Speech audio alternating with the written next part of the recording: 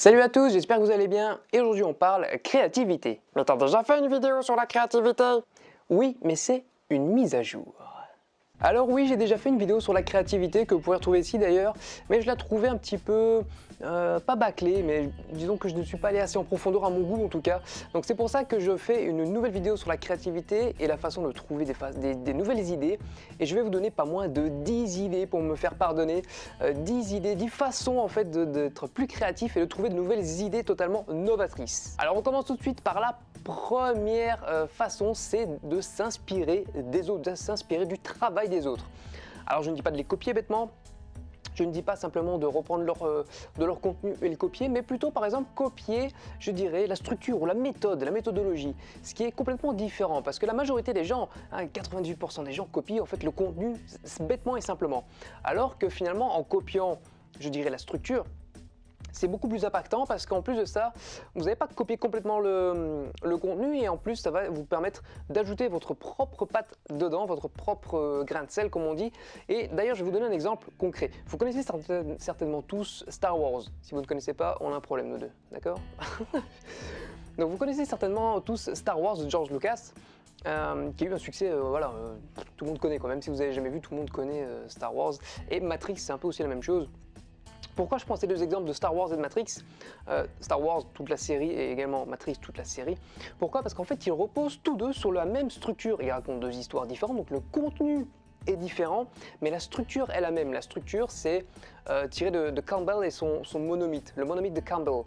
Et qui en fait Campbell a découvert ou a créé, justement, je ne sais plus exactement comment, s'il a découvert ou créé, je ne sais plus exactement, mais il a en fait fait une méthodologie pour montrer voilà, comment une histoire peut marcher. D'ailleurs le Seigneur des Anneaux repose également sur, toute l'histoire de Seigneur des Anneaux repose également sur cette structure là. Et donc il a découvert une structure qui permettait de raconter une histoire qui marchait. Et preuve en est, hein, Star Wars, Seigneur des Anneaux, Matrix ont des succès, j'ai pas besoin d'en parler quoi. Donc voilà, vraiment inspirez-vous vraiment de la structure plutôt, donc inspirez-vous des autres, mais surtout de leur structure. Deuxièmement, la chose la plus importante, je trouve que c'est primordial, c'est toujours avoir de quoi écrire sur soi. Toujours avoir un petit calepin, voilà, un petit calepin avec un crayon, un stylo pour noter tout ce qui vous passe par la tête et à tout instant. C'est hyper important. Je le fais moi-même et d'ailleurs je suis un gratte-papier sans nom, j'ai des papiers partout, j'ai des calepins, des blocs-notes qui sont remplis de notes, etc. Et en fait j'y reviens régulièrement, donc c'est ça aussi qu'il faut faire, c'est certes noter des idées mais y revenir régulièrement. Et je me rends compte que quand des fois je bloque sur certaines choses, en fait j'avais déjà trouvé la solution avant, ça avait strictement rien à voir, je ne pensais pas à ça par exemple avant quand j'ai noté cette idée là, mais elle m'était venue et je l'ai notée quand même. Et en revenant régulièrement sur mes notes, celles que j'ai prises pendant que j'étais, je sais pas moi, sous la douche ou pendant que quand j'étais au lit ou quand j'étais en train de marcher ou quand j'étais au cinéma ou quoi, enfin voilà, peu importe dans le moment duquel j'ai justement pris cette note là, elle m'a servi par la suite parce que ça me permet en fait de me vider la tête et en plus de ça pour me permettre de me concentrer sur autre chose et quand je reviens sur mes notes d'avoir des idées qui viennent de moi finalement et des idées qui sont justement, je vais parler de ça un peu après, une idée qui a un point extérieur par rapport à ce qu'on se focalise. Je reviendrai plus en détail par rapport à ce point là, vous allez comprendre, c'est un des points pour avoir plus d'idées. Donc vraiment, ayez toujours un calepin et notez tout ce qui vous passe par la tête, même si ça vous paraît débile. J'en ai fait, j'ai fait l'expérience, j'ai noté des trucs qui me paraissaient débiles sur le moment. Et 1, 2, 3, 10 ans après, je me dis waouh, mais c'est fou, c'est génial en fait ce que j'ai marqué, ça me sert nickel dans ce que j'avais besoin exactement de ça et voilà. Donc vraiment marquez, ayez toujours quelque chose à noter, que ce soit tout près de votre table de nuit, de votre oreiller, dans la salle de bain, un tableau blanc pour noter dans n'importe où, il faut toujours avoir quelque chose à noter à portée de main. Troisième chose, c'est sortez, je le dirai jamais assez. Sortez, allez dans des endroits qui vous plaisent, qui vous parlent. Souvent, allez par exemple, si vous avez un endroit qui vous plaît, je sais pas moi je fais beaucoup de skateboard et il y a des skateparks qui me plaisent, donc je vais aller là-bas par exemple, et pas spécialement pour faire du skateboard, mais simplement pour être dans un endroit qui me plaît, pour me détendre, et ça va en fait détendre votre corps qui va en même temps détendre votre esprit. J'ai déjà parlé de ce genre de choses dans d'autres vidéos, le corps est lié à l'esprit, donc si vous calmez le corps, vous calmez l'esprit. Si vous avez un esprit agité, votre corps va être agité. Mais si vous agissez sur un ou sur l'autre, l'autre va réagir instantanément de la même façon. façon. C'est-à-dire que si vous méditez par exemple, c'est pas pour rien que la méditation vous calme, vous rend plus serein, vous rend moins enclin au stress, prolonge votre durée de vie, augmente votre défense immunitaire. C'est pas pour rien si la méditation, donc le mental, on agit exclusivement sur le mental, c'est pas pour rien que ça a autant d'effets sur le corps. Et le corps, c'est également la même chose. Quand par exemple vous êtes malade, vous avez des pensées un petit peu négatives, etc. parce que vous êtes malade, vous vous sentez pas bien, etc. Mais une fois que vous vous sentez mieux, forcément vous avez des pensées plus positives. Donc tout est lié. Donc vraiment allez dans des endroits en fait qui vous plaisent pour justement que votre corps et votre esprit soient vraiment en adéquation, soient vraiment plein de bonnes idées qui vont justement vous venir au fur et à mesure. Quatrième point, observer. Observer. C'est aussi un truc que je ne dirai jamais assez. Léonard de Vinci était un observateur aguerri. Il ne faisait que observer la nature, etc. Et vous devez faire la même chose. Allez dans des endroits qui vous plaisent, donc sortez et observez les gens, observez la nature, observez un maximum de choses. On faisait ça quand on était gamin, on observait et on apprenait comme ça. Réitérez les mêmes expériences au jour d'aujourd'hui, je vous garantis que vous allez avoir beaucoup d'idées. Allez par exemple dans la forêt ou dans la nature ou dans un parc et observez les animaux, les oiseaux, les insectes. Observez tout ça et vraiment, ça va vraiment vous donner des idées, je vous garantis. Peu importe dans le domaine où vous êtes, un insecte peut, par exemple des fourmis peuvent vous donner carrément une idée novatrice sur la finance par exemple, vous voyez, parce que voilà, ils se dépassent tous un derrière l'autre, donc du coup si on enlève 20 millions de la chaîne, il y a ça qui se passe, etc. Enfin voilà, vous pouvez toujours être inspiré de la nature parce que c'est une source de créativité inégalée, quoi. La nature, c'est vraiment un puits sans fond d'idées. Et en plus de ça, vous pouvez également observer les gens. C'est aussi une très bonne méthode d'avoir de nouvelles idées qui sortent complètement de votre vision. C'est-à-dire que, allez par exemple dans un bar, c'est comme ça d'ailleurs que faisaient souvent les écrivains, les auteurs, je ne sais pas s'il y en a qui le font toujours, certainement oui, ils vont par exemple dans un bar, ils prennent de quoi noter et ils regardent les gens, ils les écoutent, mais pas de l'écoute, je veux dire, négatif, c'est pas quelque chose on écoute les ragots, etc. C'est pas ce genre de choses, c'est-à-dire plus on écoute en globalité, c'est-à-dire que on va pas émettre de jugement, d'accord? Ça va être simplement deux personnes qui discutent, ça va peut-être nous donner une idée de dialogue pour des personnages, ça peut nous donner par exemple une idée pour un film, ça peut nous donner une idée pour une formation, ça peut être tout genre de choses et c'est vraiment énorme parce que les gens en fait vous transmettent des idées sans s'en rendre compte et c'est tout le temps que vous ayez faire les courses, que vous allez marcher, que vous ayez courir, que vous allez faire du sport, que vous prenez les transports en commun, il y a des histoires qui s'écrivent partout et à tout moment. Et on peut toujours apprendre de ces histoires. Donc vraiment un truc hyper important pour avoir un peu plus de créativité, pour booster sa créativité, et avoir de nouvelles idées. Observer la nature et les gens, c'est une source inépuisable d'idées. Cinquième chose, c'est faites autre chose, faites de l'exercice pour vous vider la tête. Comme je vous ai dit tout à l'heure, le corps et l'esprit, c'est mieux comme ça, sont liés. Ça veut dire que si vous bûchez sur un truc et que vous n'arrivez pas à trouver de bonnes idées, vous n'arrivez pas à trouver la solution, vous n'arrivez pas à vous dégager de cette boue que vous êtes enlisé, videz-vous la tête parce que bien souvent, d'ailleurs je vais vous donner un exemple super concret, vous êtes en train de discuter avec quelqu'un et à un moment donné, vous cherchez un mot. Et lui ne trouve pas non plus ce mot. D'ailleurs, c'est assez bizarre, j'en ai déjà parlé à quelqu'un, mais voilà.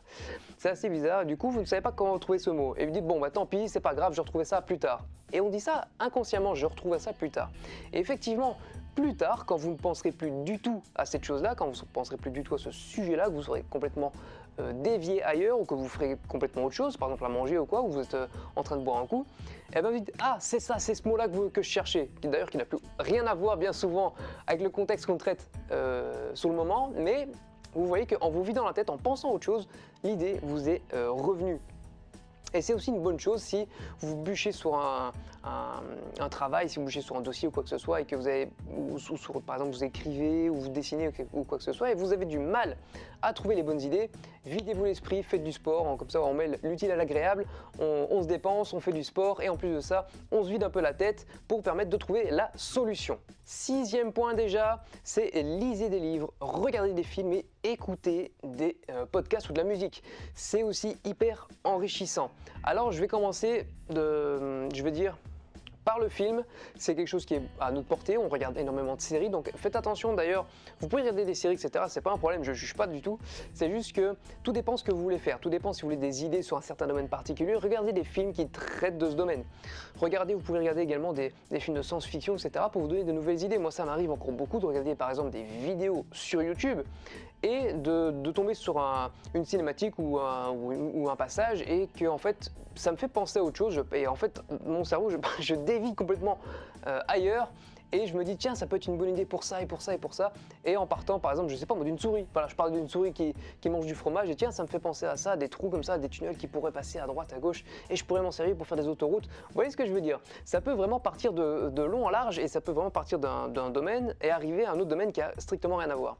Donc vraiment regarder des films, ça peut vous inspirer pour vous donner de nouvelles idées. Alors ensuite il y a la musique ou je dirais l'audio en général, tout ce qui est livre audio, etc. C'est aussi une très bonne source d'inspiration. Des musiques inspirantes, moi j'aime beaucoup ça, par exemple des musiques motivantes, des musiques épiques, ce genre de choses, ça me donne énormément d'idées parce que ça fait travailler mon imagination en fait. Je m'imagine des batailles, je m'imagine par exemple des courses en voiture, je m'imagine des avions en train de foncer sur un... Enfin je m'imagine plein de choses, je m'imagine sur une nouvelle planète, etc. C'est vraiment génial. Donc vraiment écouter de la musique, mais pas de la musique commerciale, ça par contre, non, ça faut arrêter ça non. Écoutez plutôt de la musique inspirante, de la musique motivante, de la musique épique, ce genre de choses, ça peut vous aider à trouver de bonnes idées. Mais également, vous pouvez écouter des livres audio. Ça, c'est une super méthode pour trouver de nouvelles idées, pour éviter de lire si vous n'aimez pas lire. C'est une super alternative et ça commence à fleurir sur Internet des livres audio de toutes sortes. Donc moi, j'ai des bouquins. Voilà, moi j'apprécie lire. Donc je lis, mais j'apprécie également avoir des livres audio quand des fois je suis un peu fatigué, j'ai pas envie de lire, ça m'arrive, mais j'ai quand même envie d'apprendre quelque chose, donc du coup je me sers des livres audio pour pallier à ce problème. Et la dernière, donc le troisième point, c'est lire des livres, c'est hyper important, je vous le dis tout le temps, mais c'est vrai, c'est hyper important. Regardez, je veux dire, il y a encore quelques mois, je dirais il y a 6 mois, je me serais jamais vu avec une bibliothèque. Bon, elle n'est pas énorme ma bibliothèque, je suis d'accord, j'aimerais encore acheter beaucoup de bouquins. Mais voilà, j'ai quand même pas mal... tout ça, j'ai acheté ça ces derniers mois, je veux dire, c'est pas...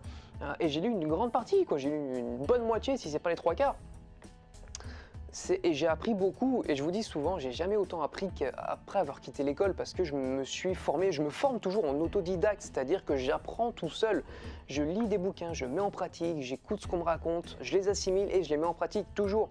Enfin, du moins, j'essaye un maximum. Et c'est ça que vous devez faire, c'est lire des livres et si vous manquez d'idées, lisez des bouquins, ça fait travailler votre imagination, ça fait travailler votre visualisation et c'est hyper efficace. 7e point, c'est un peu particulier, c'est fonctionner par étapes. C'est-à-dire que mon conseil, c'est plutôt, je dirais, on va titiller un petit peu l'orgueil et l'ego. Ça, c'est un truc qui marche très bien. En tout cas, qui marche énormément avec moi. C'est pas que je suis super égoïste ou super égocentrique ou quoi que ce soit, ni orgueilleux, hein, c'est pas du tout le cas. Enfin, du moins, j'espère, c'est pas moi de le dire. C'est juste que votre ego va... il n'aime pas le manque, d'accord? Il n'aime pas les choses incomplètes, il n'aime pas les choses imparfaites, même si les choses parfaites n'existent pas vraiment, il n'aime pas tout ce qui manque à quelque chose. Donc ce que vous allez faire, c'est que par exemple, vous fonctionnez par étapes, vous travaillez sur un projet, ou vous êtes en train de dessiner quelque chose, par exemple, je ne sais pas, vous dessinez un bonhomme et vous ne mettez pas les bras, pardon, je vais y arriver, vous ne mettez pas les bras, vous ne mettez pas la tête, ou si vous êtes sur un projet, vous mettez certains points, etc. Et en fait, vous allez, par exemple, voilà, vous avez un projet et...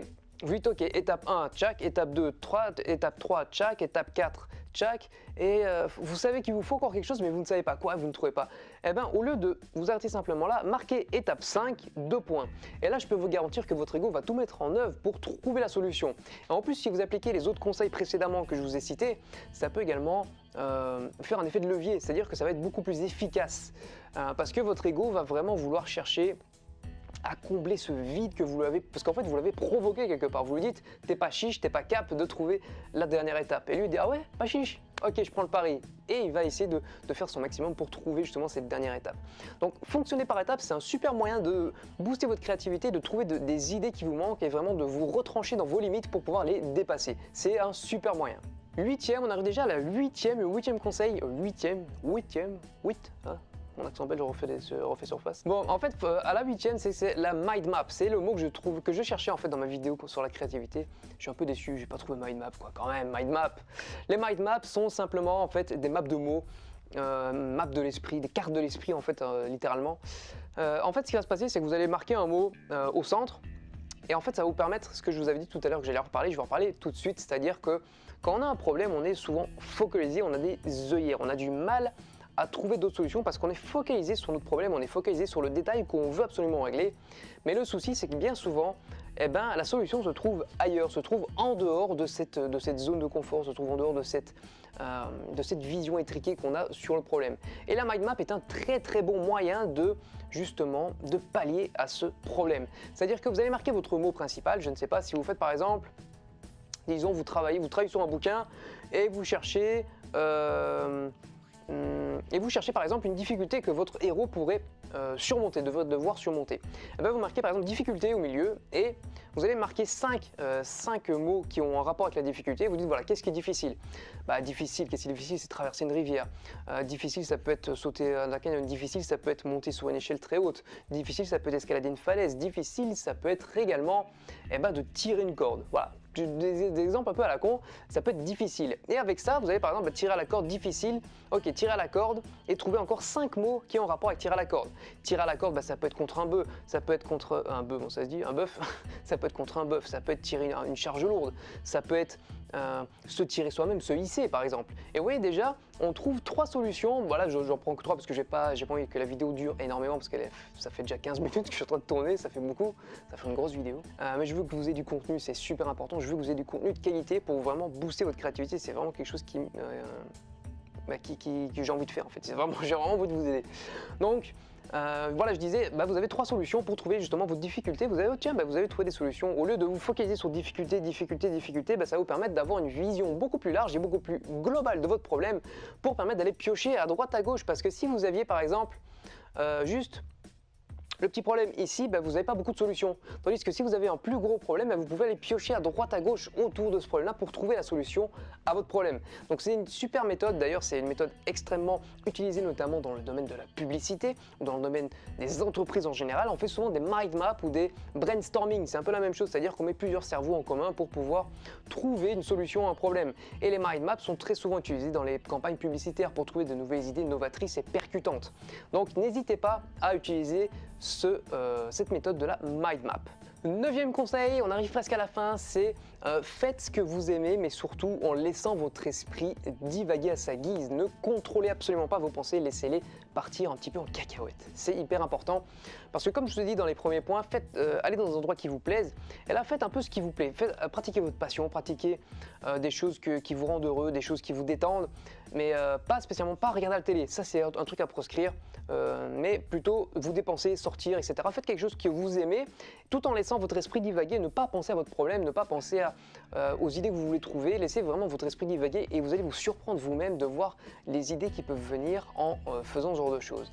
C'est-à-dire que, comme je vous dis encore tout à l'heure, c'est vous liez le corps et l'esprit, c'est-à-dire que le corps va être bien, va se sentir bien parce qu'il va faire des choses qu'il aime bien et du coup, en laissant votre esprit divaguer, en ne le contrôlant pas, votre corps va influencer sur votre esprit et va justement le rendre entre guillemets heureux, on va dire ça comme ça, et va lui permettre de trouver des solutions novatrices à des problèmes que vous avez. Mais vraiment le point principal là-dedans, le point le plus crucial, c'est de ne pas contrôler vraiment ses pensées, de vraiment pas contrôler et de les laisser divaguer à sa guise. Donc vraiment, faites ce que vous voulez, faites ce que vous aimez, surtout faites ce que vous adorez faire, pratiquez votre passion et laissez votre esprit divaguer, vous allez trouver des idées, c'est moi qui vous le garantis. Et le 10e point, le dernier point, je trouve qui est hyper efficace. Je regarde parce que ça commence à durer longtemps, ça fait 20 minutes que je tourne, donc avec le montage ce sera un petit peu moins, mais ça fait quand même une grosse vidéo. Le dernier point, c'est parler avec quelqu'un de votre projet, parler à un maximum de gens de votre projet, de votre problème, pas de votre problème, ne pas de vous lamenter, mais de votre projet, vous avez besoin d'idées, etc. Parce que je l'ai expérimenté moi-même et je peux vous garantir que c'est hyper efficace. C'est un truc de fou, c'est un truc de fou. Je crois que c'est la meilleure méthode pour trouver des idées novatrices, c'est en parler avec quelqu'un. Et en plus de ça, quelqu'un qui n'a aucune connaissance dans votre domaine que vous traitez, dans le domaine que vous traitez, ou du moins aucun préjugé, aucune vraiment connaissance dans ce que vous traitez. Par exemple, voilà, vous êtes en train de dessiner, parlez à quelqu'un qui fait de la compta, par exemple. Il connaît absolument rien au dessin, c'est pas quelqu'un d'artistique, il est plutôt mathématique et pas artistique. Il est plutôt cerveau gauche, droit, je sais plus, à chaque fois je me gourre, donc je préfère pas prendre parti. Mais parler avec quelqu'un, notamment, comme je vous ai dit tout à l'heure, pour le brainstorming, pour avoir 2 cerveaux va mieux qu'un, c'est toujours vrai. Et en plus de ça, si une personne ne connaît pas du tout votre domaine, elle va apporter une dimension, je dirais, plus globale de ça. C'est-à-dire, comme tout à l'heure, je vous disais d'avoir une vision plus globale plutôt qu'une vision étriquée de votre problème. Et cette personne va servir justement de catalyseur dans ce genre-là. C'est-à-dire que moi, bien souvent, quand je discute avec quelqu'un, eh ben, je lui dis, ah ouais, qu'est-ce que tu penserais à ça, etc. Et je me mets un peu à sa place sans même le faire exprès. Et je me dis, boum, eureka, c'est ce que je voulais, alors que la personne avec qui je discutais n'a pas dit un mot. D'accord, j'ai juste exposé mon problème. Rien que ça peut vous aider à trouver une solution. En exposant votre problème du début jusqu'à la fin, en exposant votre situation du début jusqu'à la fin, vous allez vous permettre en fait de trouver, comme vous suivez justement un fil logique, vous allez trouver un dénouement logique à votre problème. Bien souvent, c'est comme ça que ça se passe. Donc vous allez trouver des idées, des solutions novatrices rien qu'en faisant ça. Et en plus de ça, comme je vous dis, le petit menu Maxi Best Of, la petite pépite en plus, c'est que si cette personne est complètement, je dirais, différente de votre projet, de votre situation, de votre problème, etc., eh ben, elle va vous apporter une vision différente du projet que vous allez pouvoir vous servir pour justement prendre à revers justement ce projet dont vous ne trouviez pas la solution. Donc voilà, j'espère que ça vous a plu, vous avez 10 idées, pas une de moins. J'ai voulu vous gâter sur cette vidéo, d'ailleurs elle dure longtemps, j'espère qu'elle vous plaira. N'hésitez pas à lâcher un pouce bleu comme d'habitude, si vous avez aimé, et à partager, que ce soit sur Facebook ou sur Twitter, mais partagez un maximum la vidéo et à vous abonner si ce n'est pas encore fait. Je tiens à vous rappeler que vous êtes tout à fait libre de cliquer juste en dessous de la vidéo pour avoir accès à une vidéo de formation totalement gratuite et offerte que je vous offre parce que je veux que vous ayez une vie meilleure, je veux que vous passiez au niveau supérieur et cette vidéo va vous permettre de gérer vos frustrations au quotidien, quelles qu'elles soient. Donc j'espère que ça vous plaira et n'oubliez pas les amis, la vie est un jeu, alors amusez-vous bien, ciao!